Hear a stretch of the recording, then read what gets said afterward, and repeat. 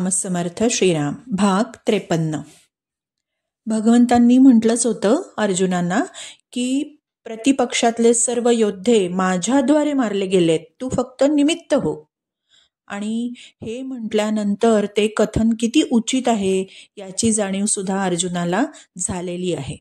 अर्जुन म्हणतायत की आपल्या नामानी, आपल्या गुणांच्या कीर्तनानी हे सर्व जग हर्षित होतं, आनंदित होतं. आणि एवढंच नव्हे तर आपल्या पराक्रमाने, आपल्या गुणगानानी हे राक्षस लोक भयभीत होऊन पळून जाताना मी पाहतोय. विश्वरूप दर्शनामध्ये हे अत्यंत घाबरलेले आहेत वाईट वृत्तींचे लोक. आणि हे सर्व कशामुळे जर होत असेल तर फक्त तुमच्यामुळे हे होत आहे. ही सर्व तुमची लीला आहे, ही माझी लीला नाही. जितकेही राक्षस मी बघतोय, भूत, प्रेत, पिशाच या सर्व विश्वरूपामध्ये जे जे मी पाहतोय, तर तुमचं नाम आणि गुणांचं कीर्तन ऐकून ते अत्यंत भयभीत होऊन पळतायत असं मी बघतोय. आणि या सर्वांचं कारण हे आहे की जे पापी लोक असतात, अपवित्र लोक असतात, ते भगवंतांच्या गुणगानाला सहनच करू शकत नाही.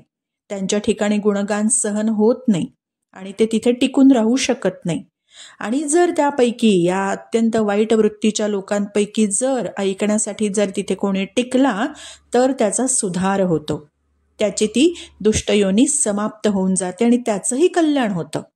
म्हटलंच आहे ना, भूत पिशाच निकट नाही आवे, महावीर जब नाम सुनावे.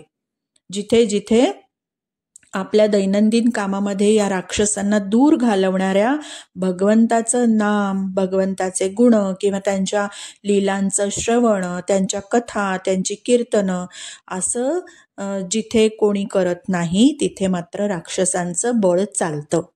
म्हणून भगवंताचं नित्य गुणगान, नित्य स्मरण केलं पाहिजे.